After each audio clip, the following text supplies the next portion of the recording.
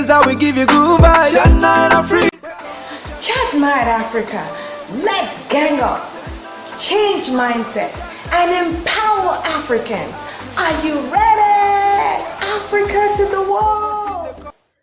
And now, live from the headquarters of Chatnite Africa, Divine Shamika.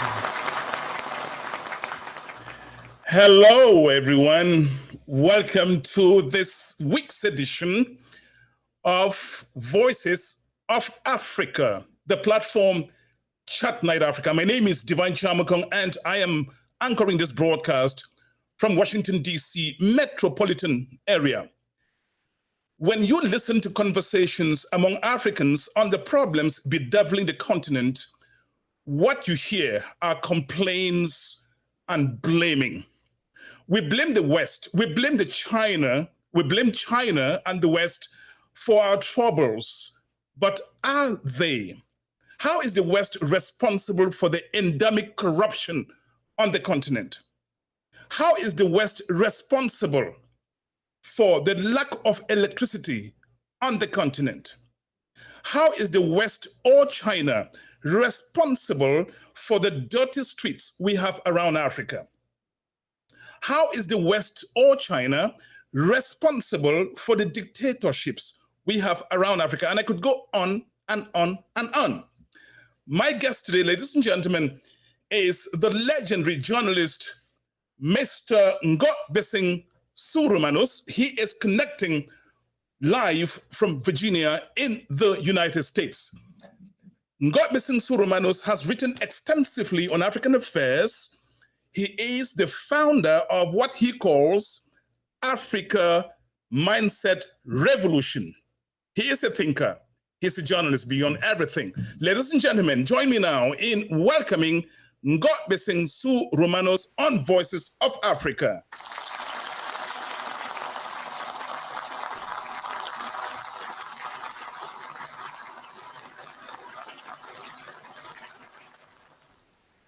Ngobesing Romanus, thank you for accepting my invitation. You are visiting in the United States. Thank you for accepting to come on Voices of Africa on Chatnite. Thank you very much, Divine. It is my joy to be on this flagship platform to talk about the mother continent, the second largest continent in the world, Africa. And many people told me, look, Divine, we've been listening to Ngobesing Romanus when we were in the primary school in Africa, and we'll be glad to see him. And this is the man, he is my mentor. And I want to tell you the truth about Ngobesing Romanus. When I joined the radio, then called Radio Cameroon, Radio Bamenda, in the northwest region of Cameroon, he was one of the persons who guided me on how you write a simple broadcast clip. I had not gone to the School of Journalism at that time. He's one of the guys in the newsroom who showed me how you even sit in front of a microphone. And before I even got to the radio, employed there as a radio announcer in 1982, Ngobesing Romanus, and this is a disclaimer, Ngobesing Romanus used to be the program chief in then Radio Bafoussam. Here's what I used to do. I used to leave Bali, sneak out of town, go to Bafoussam just to watch Ngobesing Romanus, George Tani, Jeffy Rosemary, Chair Divine, and the rest, Louis-Claude Pahan, just talk.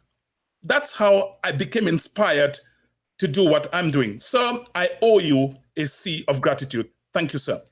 I feel honored, Divine. Thank you very much. It is my pleasure. I have to say, Divine is your son in journalism, but today the son will be challenging the father. You're welcome. Good. First question, Ngobesing Romanus, what do you identify as the social cancers destroying the very fabrics, the future of the African continent? Divine, I know that if you pose this question even to a primary school child, he will tell you bad governance. He will tell you corruption, embezzlement, mismanagement. And I would agree with that. But I want to go much further to say, when we look at this issue, we limit ourselves to those factors, but we want to go much further to the roots of it. And what is the root of it? The root of it is mindset. What is it that brings about bad governance? It is mindset. What is it that brings about corruption, misappropriation of funds, mismanagement? It is mindset. And so if we want to solve this problem, we have to go to the root, to mindset, and transform the mindset of the Africans. When we transform the mindsets of the Africans, then we will get rid of mediocrity, we'll get rid of bad governance, we'll get rid of corruption, misappropriation of funds, and poor management. Thank you, Ngobesing Romanus. You have launched us right into the middle of the content of this broadcast. You say mindset. When you talk about mindset, explain to me, what do you mean? Mindset is the way we think, what we think about ourselves, the way we see the world, the way we see other people in relation to us. That is the mindset. And the African generally has a negative mindset. We think negatively about ourselves. We think that we are not up to other people from other continents. We think that we are to be following while the others are leading. You know, we look at the Western world and think that they are better than us. And of course, they have contributed to put us in that mindset, you know, because when the colonial masters came to Africa, they saw our wealth, they saw the potential that Africa had, and they wanted to take possession of it in order to build their own continents, to develop themselves, and to live good lives. So they were afraid that if they didn't have a strategy to use to tap our resources, we could, you know, fight against them. And so they developed the strategy of, you know, building this negative mindset in us, you know, making us feel inadequate, feel inferior, you know, and that is why you see they put us in the position of servants, and they were the masters. They made us believe that anything that was African was bad, you know, that black was bad and white was good. You know, they made us believe that we could not do what whites could do, that we were of inferior intelligence, and that has gone down from generation to generation until the present times, you know. And so you were talking about, in your introduction, you talked about the dirty streets and the dirty homes and so on and so forth, you know, refuse disposal, we have dirty cities and so on. That is the result of mindset, you know, because we Africans believe that that is not a bad thing to us. You know, we can live with dirt in our streets, we can live with dirt in our homes and so on because of the mindset. As they say, you know, black man, as we say in Pidgin, black man don't die dirty. That is mindset. So you see, until this mindset is transformed, until we change our mindset, we'll continue to be in darkness, we'll continue to be inferior to the blacks and to the white people, we'll continue to, you know, live in corruption and so on, and to embezzle money and to do those things that hold back Africa. We love Chatnite Africa. Keep watching Chatnite Africa.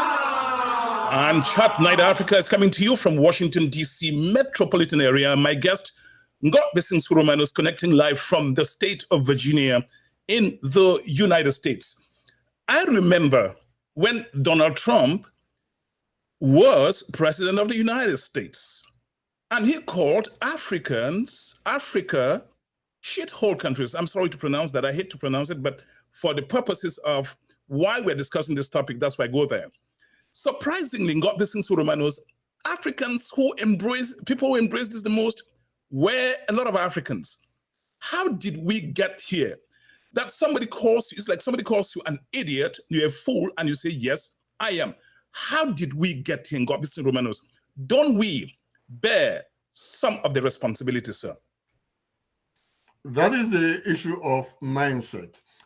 As I said, over the years, we have been made to believe that we are an inferior species, that we are not up to the white people, we are not up to people of the Western world, that they are more intelligent than us, that everything wrong is attributed to the black people.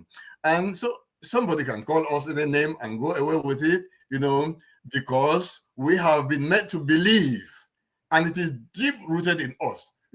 We think it is the truth that we are an inferior species, that we are not adequate enough, that we are not up to anything, that we cannot do what others can do, and that it has been guiding us throughout, that has been guiding us in everything that we do. We even go to the schools in the Western world and we beat them, but still we don't believe that we are up to anything, because this thing has been in us for generations, for centuries, and it was passed down from our parents on to the present moment, and it has become part and parcel of our thinking, our culture.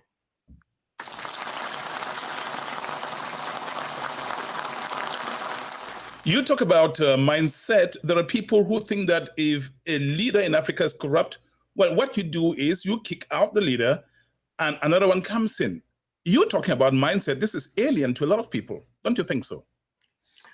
I think, Divine, that the change of leaders is not actually the solution. Because if you come in as a new leader with the same mindset, you are going to behave the same way. So the change of leaders sometimes can be good, but we must go beyond the change of leaders. If a leader is bad, yes, we need to change such leaders, but we need to go beyond the change of persons and make sure that we change our mindset, we reform our mindsets. And I think the solution to the problem of Africa lies in, we have to start from the basics, from the young ages. The young ones growing up, we have to start grooming them to grow with a different mindset. Because, as I said, if you change the leaders and you don't change the mindset of the leader comes in with the same mindset, the problems will remain the same. And I think I agree there with you, Ngobesing Romanus, because leaders don't drop from the skies. They come from among us. And so if leadership is recruiting from the same people with the same mindset, people come and go, and nothing is going to change. Exactly. Again, when I said, I listen to a lot of Africans, and when they talk about the problems besetting Africa, you're hearing blame games, complaining, and so on. To what, you're just not denying that. To what extent did Europeans and even China today contribute to this attitude of blaming and not taking responsibility? I think that, the colonial masters have their own part of the blame, Divine. We don't want to give all the blame to them. We have our own share of the blame, but they also have their own share of the blame. Because, as I said, this issue of mindset, how did it come about? It was a decision, a deliberate decision to put us down. The colonial masters decided deliberately to use strategies to put us down. So they have some of the blame. And if you look at even the wars we have in Africa, I think they have a lot of the blame. They manipulate us and we don't even know. They manipulate us because they want to continue that policy of keeping us down. So why do you think that Africans are not talking about mindset? You think that you're saying something they don't know? Well, this thing of mindset, I think it's something that's new, that is coming on. Africans are getting onto it gradually, and I think sooner or later, we started this mindset revolution because we want the mindset of Africans to change. And I'm going to get to that. Yes, all over Africa. We want every African to be touched by, this mindset revolution so that we can all change at the same time, because if you do it, let me say, you do it just in one country, the others are not touched by it, very little will change. Fingers have been pointed at leaders, rightly or wrongly. If you take the case of Guinea, Conakry, the ousted Guinean president, Alpha Condé, was once in the opposition. Then he got overthrown by Colonel Mamadi Doumbouya, obviously because he was doing the exact opposite to the things that he espoused when he was in the opposition. When Mugabe led the revolution against the white minority rule in then Rhodesia, he promised heaven. You would think that in the days under Mugabe, Zimbabwe would be something else. The fruit did not reflect the promise of the flowers. In South Sudan, Ngobesing Romanus, independence was achieved. Yet, thereafter, the two leaders, they are at each other's throat.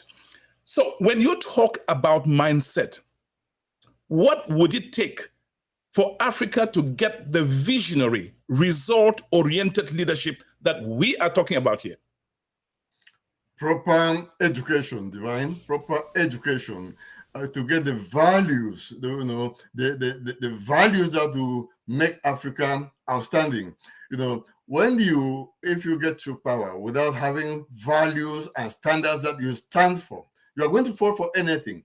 And those values can only come through appropriate education. We have to start educating our children to have values that they stand for. Do we stand for excellence or mediocrity? Do we stand for integrity? Do we stand for accountability? We have to instill those values into our people. If you don't instill them, you put somebody in any position, he is going to do the wrong thing. He will fight to, and claim that he's going to do the right thing. But when he goes in there, he will do the wrong thing because those values have not been instilled in him. So it is very important that we place a lot of emphasis on values, on standards. What are the standards that we stand for? What are the values that we stand for? It is very important. How is the church or the family partly responsible for the kind of mindset that leads to the kind of leadership that we have, sir? Now, I ask you this question because when I listen to things going on around Africa, even in Cameroon, we hear people accusing church leaders of corruption. This is where the Bible is taught. This is where morality at the highest standards, you would think, should be exuded. Why? What's happening that even the church cannot succeed in leading the mindset revolution that you're talking about? The church is doing its own best. The church is doing its own best. Let me take my school, for instance, my alma mater, Sacred Heart College, Mancon. I've always said that in Sacred Heart, the students are formed to be intellectual giants and moral gurus. They are well formed to come out and operate, be the best in society. But what happens when they get out into society? I want to give you an analogy, between if you take a glass of clean water and pour it into a basin of dirty water, what are you going to have? You are going to have dirty water. All the water will be dirty. So when you come out, when the students come out of those institutions, Sacred Heart College, Our Lady of Lourdes, St. Bees, PSS Mancon, and so on, Sacred Baptist, when they come out well-trained, well-formed to operate in society, but they get into society, a society that, I can say is beset by corruption, poor standards and so on. What happens? They are absorbed into that society. So we have to intensify the education, not only in schools. We have to educate our people, the Bayam-Selams, the taxi men, the Okada people. We have to make sure that they are well-trained, well-formed in morals, in values, so that they can operate on those values. You are watching Voices of Africa on the platform Chatnite Africa. We love Chatnite Africa. If you love Chatnite Africa, keep watching. We have lots of things ahead for you. Meanwhile, the phone line is open. You can dial the number 240-603-7367.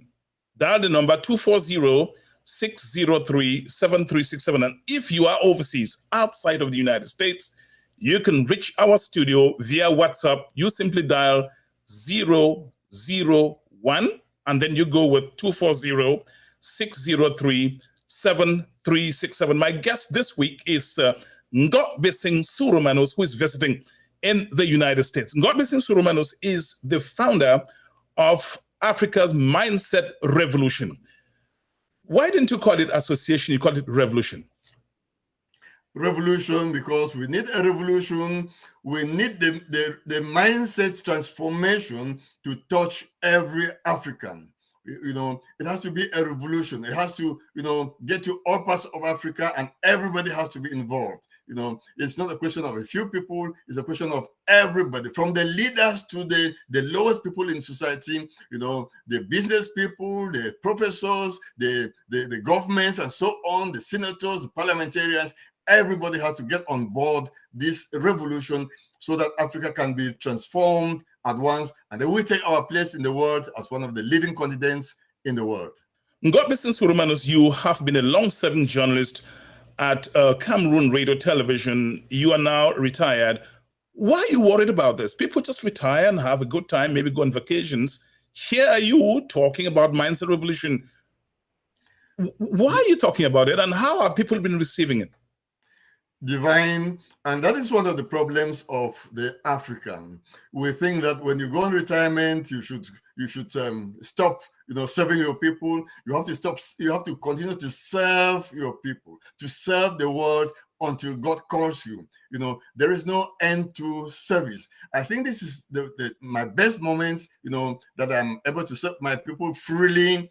I do what I like, I do what I enjoy doing. And I think that I owe a duty to use my talents to the fullest to serve my people. Here is what Vera Awa says concerning the social cancers Africa is plagued by. Selfishness, tribalism, lack of accountability are all parts of the problem. Let me single out lack of accountability and holding people accountable. It looks to me, Ngobesing Romanus, that if you're going to come with that mindset, you like sailing opposite the direction of the flow of the river. You're going to have to step on toes. Yeah, but actually, accountability is a major problem in Africa, because people are not accountable. You put somebody in charge, the person embezzles the money and uses it for himself. You have people who have built mansions here and there. They have stolen bank accounts. They have fleets of cars and so on and so forth, which are far beyond their salaries, which are far beyond the allowances that the positions they have give them. And then they are answerable to nobody. That is lack of accountability. And that is what is killing us. You find our roads are bad. You find the debt cannot be carried away from the cities, but the money is in people's pockets. And you find a very big gap between the rich and the poor. Those are the problems we are having. So accountability is very important if we have to move forward in the right direction. I was interviewing Ngobesing Romanus, this Nigerian social critic, Mr. Ed Okpa, and he was lamenting over the problems, the same problems that we're talking about here. And here's what he said. He said, Africans are, for the most part, tribal thinkers. They think tribal. Their allegiance is to their tribes, not a nation. The sense of nationhood is completely absent in Africa. And he went, tribal thinkers build tribes, citizens build nations. I'd like you to comment on that. I do agree perfectly with that, Divine. That is one of the things killing us in Africa, because when you are in a position of leadership, whether in your association or leading your country or leading a ministry, you think that the best positions in that sector should go to people from your tribe. That is absolutely wrong. And that is one of the reasons we're having wars in Africa. Because if you are the leader of a country and all the ministers are coming from your tribe, all the contracts are going to your tribe, or every good thing is going to your tribe, what of the others? They become angry. They feel cheated. And let me tell you, whether you like it or not, once people are cheated, once people feel cheated, they must look for a way to, to fight for what is their right. Don't push people to the worst. If injustice is a time bomb, wherever it is, So if you are tribalistic, that is injustice, that is cheating your people, that is unfair to other people, and there must come a time when you have to pay the price for that. You are watching Voices of Africa on the platform Chatnite Africa. My name is Divine Chamakong. I'm anchoring this broadcast from Washington, D.C. metropolitan area. If you have a question from Mr. Ngobesing Romanus, who is my guest, connecting live from Virginia, please, by all means, dial the number 240-603-7367, 240-603-7367. You came up with this idea of mindset revolution in Africa. How are you going about it? Well, what we are doing with the mindset revolution, we are calling on everybody to be an ambassador of the mindset revolution in your own little way. First of all, starting with your own life, you have to make sure you transform yourself. You believe in your own self. You believe that you are competent, that you are able, that you can do, that you have potential, that you have talents, that you can do things. You are equal to anybody in the world. That is a start. And then in your family, you have to make sure that you help your family, you help your children, your grandchildren to grow up with that positive mindset. And then we have to carry it to the rest of the country and to the rest of your country and to the rest of the continent. And gradually we'll get to everybody. So we're asking every African to be an ambassador of the mindset revolution in Africa. We intend to be organizing seminars and workshops and telling people and training people to come out of this negative mindset and have a growth mindset, a mindset of belief in yourself. Believe that Africans are equal to the task. Africans can do it. Africans are as intelligent as any other people in the world. We can invent things. We can create. We can do marvels. Just as I like your optimism, Ngobesing Romanus. How do you respond to people who think that you are biting more than you can chew? Well, I don't know. I am a big dreamer. I dream big, and that is just the type of mindset I want Africans to have. Dream big. You should be able to do things that are bigger than you. You have a bigger vision. I think that is the way. That is the way I think we should go. Don't sell yourself short. Africans sell themselves short. Africans limit themselves. We should get rid of these self-limiting beliefs. Limiting beliefs that if you see aeroplanes flying in the sky, they are made by people. In what way are they different from you? You see modern communication technology, all those marvels that others are doing. Why are they doing them? In what way are they different from you? If they can do them, you can also do them. That is the type of mindset that we Africans should cultivate, should carry on, and we can do marvels. Wow. Again, honestly, I like your optimism. You are the President General of Sacred Heart College, Mankan, Bamenda, in the northwest region of Cameroon. I would say you would call that, in American standards, the Ivy League, one of the Ivy League schools. It has trained all kinds of people. Now, Ngobesing Romanus, you probably would have to do a lot of fish frying. In the association, Shestans are accused of being very arrogant, and you hear talking about mindset revolution. Have you started there? Let me tell you, Divine, that is a general misconception. You know why the Shestans are called arrogant? Because they are self-confident. Shestans are self-confident. And when they move with self-confidence and they talk with self-confidence, people say they are arrogant. Shestans are not arrogant. Shestans are the most humble people you can think of, but they are the most confident people. They are courageous. They know where they are going and they go there. They walk with confidence, and I agree with that totally. I am for that totally. I encourage them. Let us believe in ourselves, and we believe in ourselves. And this is part of their formation. They were formed in school to be confident of themselves, to believe in themselves, to believe that they can conquer the world. And Could they it are be doing that they're it. expressing And the they are doing confidence in it. the wrong way? Pardon? Could it be that they're expressing that confidence in the wrong way? So, or, otherwise, why should people understand or see them as arrogant instead of as a self-confident group of people? Because of our mindset, our mindset, we think that we should be moving around like beggars, people who are afraid and so on. And so when you see somebody who is confident, you think that the person is arrogant, no, it is a normal thing to be confident. When you are trained to be confident, you have to be confident. And it is very important. The greatest people on earth are people who are confident of themselves. The greatest leaders on earth are people who are confident of themselves. They believe in themselves and they don't hide it. So I think it should just be removed from the minds of people that Shesans or Sacred Heart ex-students are arrogant. They are not arrogant. They are only confident of themselves. It's one of the oldest schools in the Northwest or in Anglophone Cameroon. I would imagine that they've trained a lot of leaders. How are they leading? Because leadership should go by examples. You mean the Shesans? Yes, sir.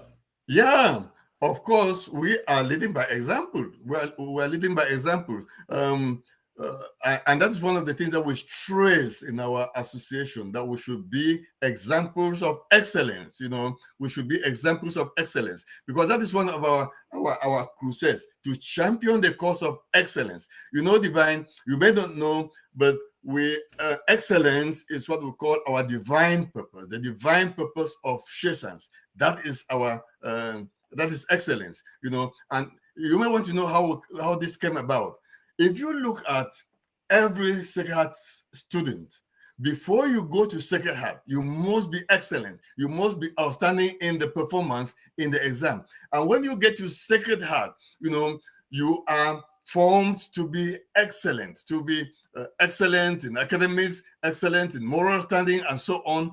And Sacred Heart too has distinguished itself in end of course examinations as a haven of excellence, because they are always outstanding in excellence. And we say that if God has been grooming these people to be excellent, it is not for themselves alone. It is for themselves, for them to share, because you are blessed to bless others. You don't light a lamp and put under the bed. You light a lamp and put on the lampstand to shine and provide light to the world. So Shesans know that is their role in the society, to promote excellence, to be examples of excellence. And that is exactly what they are doing. If you get to any office where there is a Shesan, you see the difference, the way they work. You see the difference, the way they work. Of course, not everybody can be the same. There's no perfection anywhere, Divine. You know that very well. There must be some people who deviate, but the majority, wherever you find a Shesan, look closely, you will find excellence. Ngobesing Romanus, you ran for the presidency of Shesans. People run for president or for an office because there's something they want to change. What did you see wasn't working in the association that you went to change? Actually, to be very fair with you, I really did not aspire for this position. In fact, I was encouraged to take the position because my fellow members believed that I could bring something to the association. And what I'm trying to bring to the association is to encourage Shesans to be the best of themselves, to continue to be the best of themselves. They are already doing a lot of marvels around the world. You have Shesans, even here in the United States, you have Shesans who are doing so well.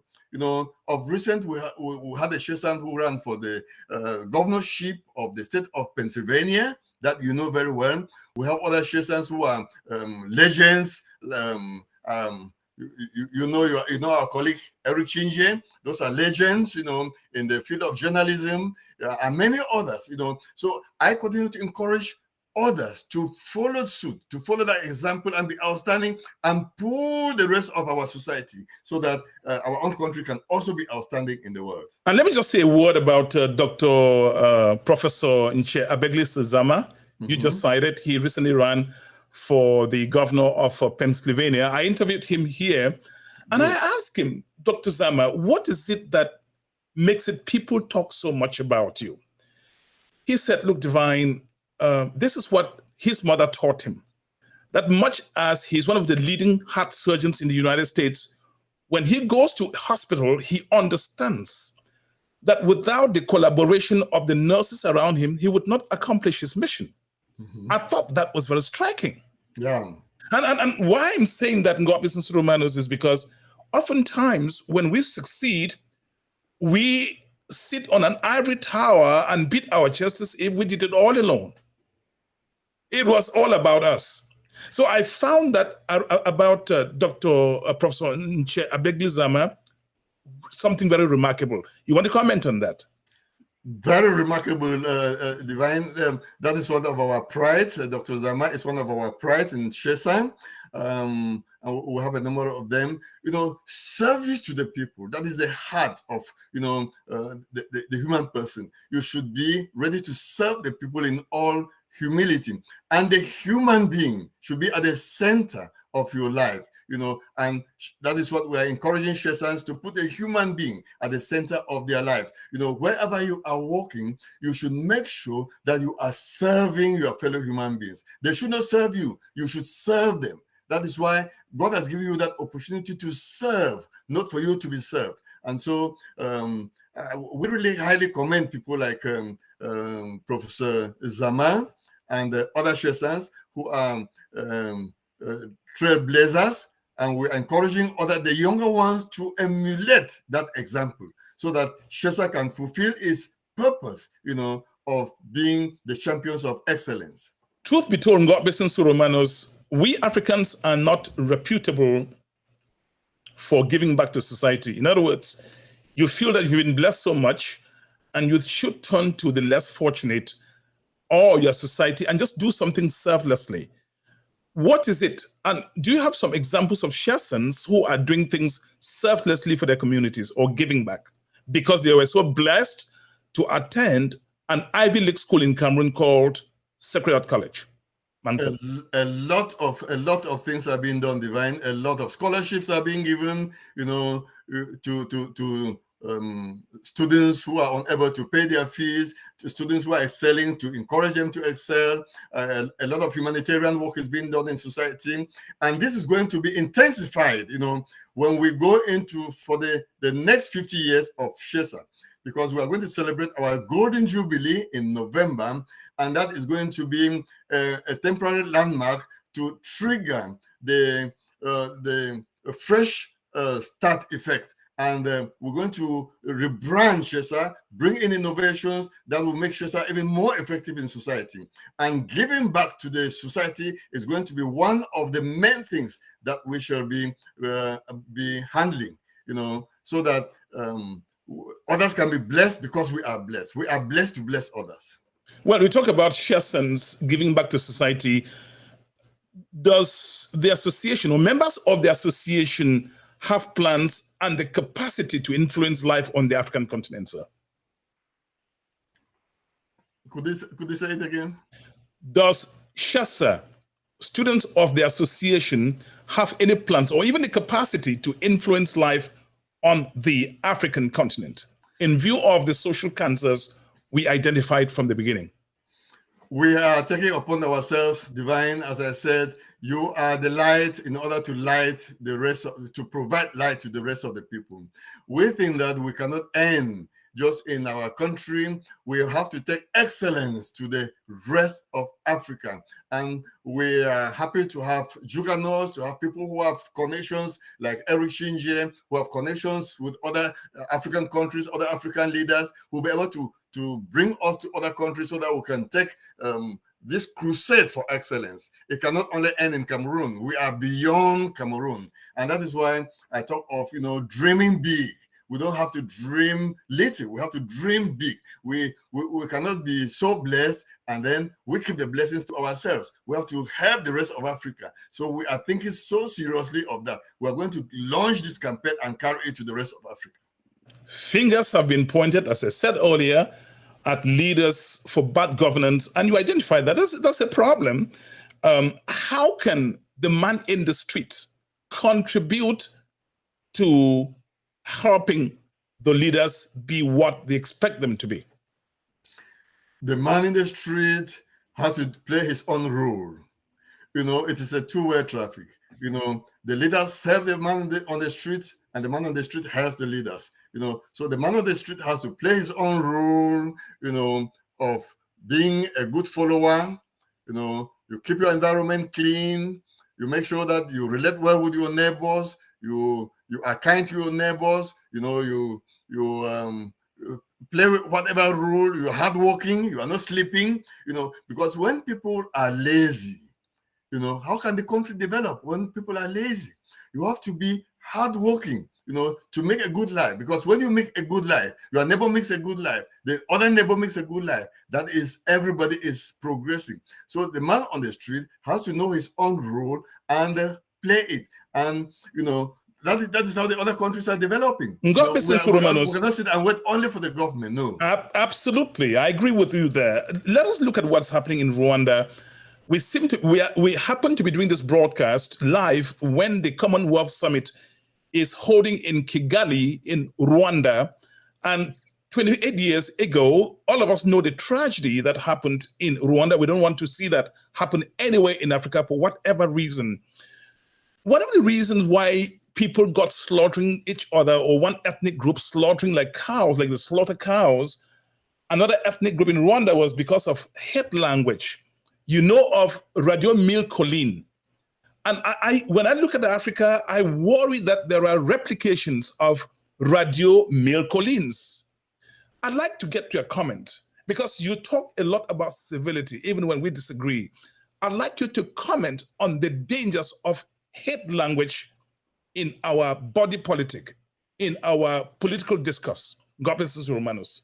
Thank you very much, Divine, for that question. It's very important. Let me tell you, in Shesam, we are stressing mutual respect for one another. This is very important. And being cordial and disagreeing agreeably. You disagree agreeably. It is very important.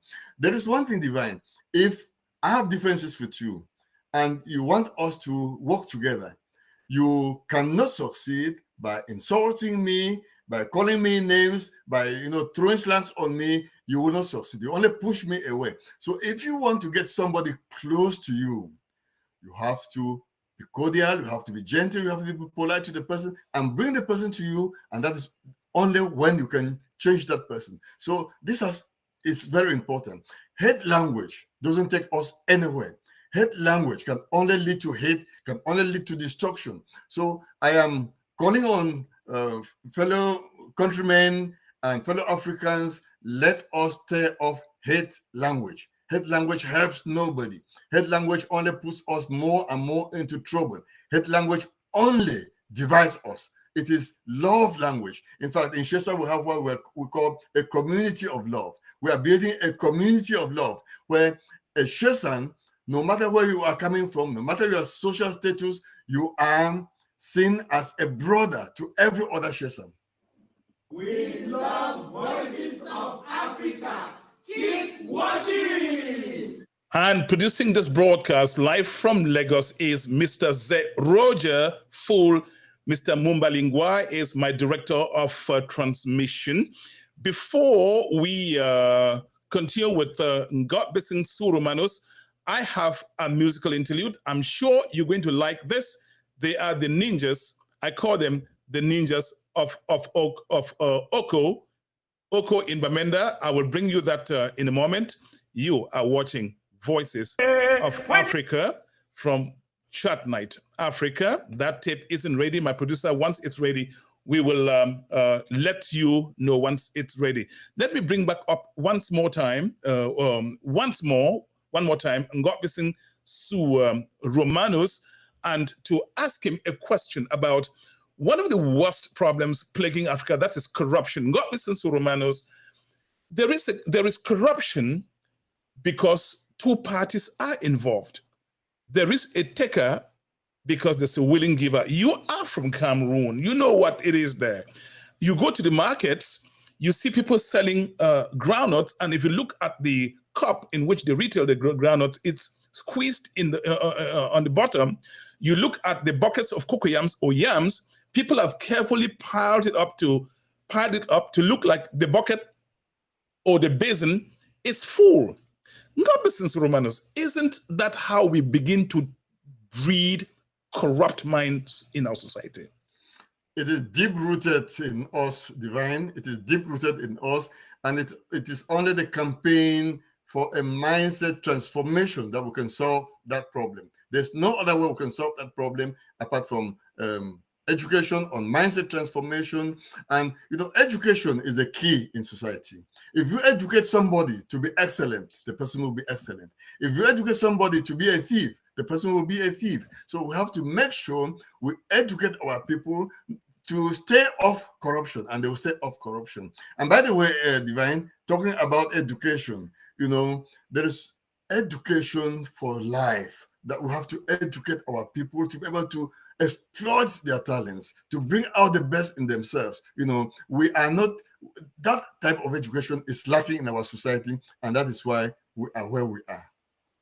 Well, my producer says the tape is ready, so we will play a musical interlude before we bring back up on the platform Ngobesing Romanus to conclude, to have his concluding remarks. I hope that tape can be ready. Apparently, no, it's not ready. I'm not sure why. We're having some technical issues. That's why we cannot bring that tape. That's fine. Mr. Ngobesing Romanus, we are a few minutes to the end of the broadcast. I'd like to remind listeners or viewers that they can call the number 240-603-7367 if they have any questions for you or they have a contribution to make. Once more, here is Ngobesing Romanus on the platform.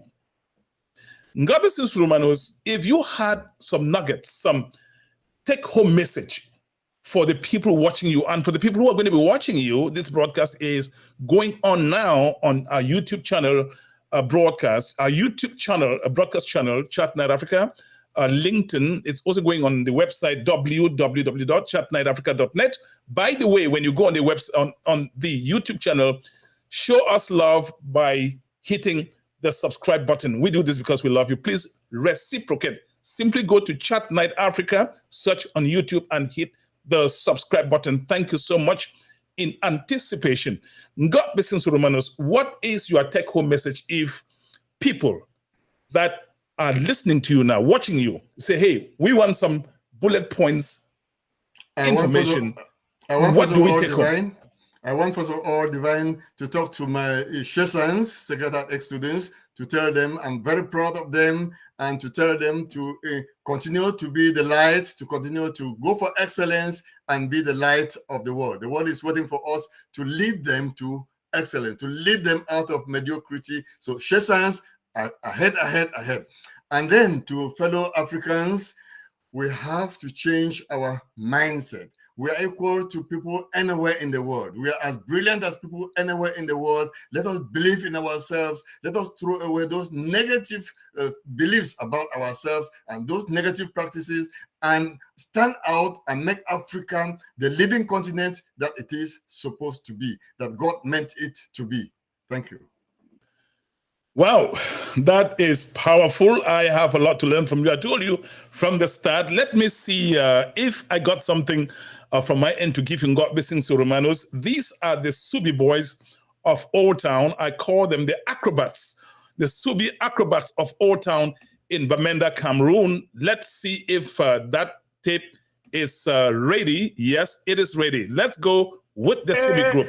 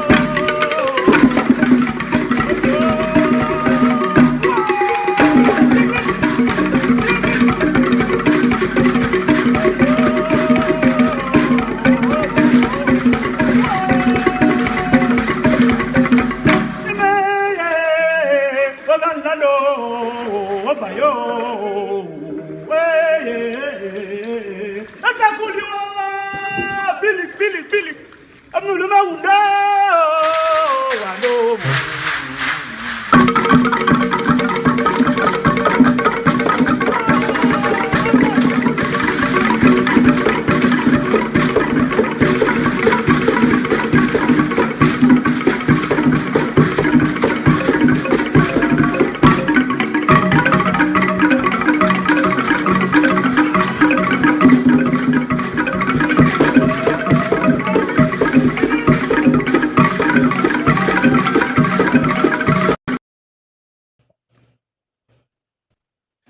Voices of Africa promoting the cultural luxuriance of Africa. By the way, if you have anything like this, like what you just watched, going on in your home country, please contact us at Chatnite Africa. We'd like to promote the cultural riches of beautiful African countries. So much beautiful things going on there. We'd like to promote that. If you know anyone who is doing something out of the ordinary, helping lives, doing things in the community selflessly, you know what I mean, without expecting any payback, let us know. If you see an African who has invented something which changes lives, let us know. This is the content, this is the kind of content we come here to carry on Voices of Africa, content that transforms people, that empowers people. Together, we can win. This is how we wrap up the broadcast. My name is Divine Chamakong. Thank you for watching. And that has been Chatnite Africa, the broadcast, Voices of Africa on the platform Chatnite. Bye for now. I'm coming back. I'm coming back. I'm coming. Coming to get down. I'm coming. I'm coming. Coming to dance. To dance. We're gonna dance. We're gonna dance. We're gonna get down. We're gonna get down. We're gonna party. Party hardy.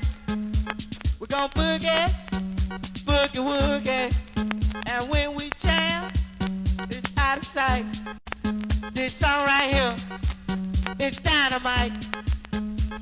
I'm ready.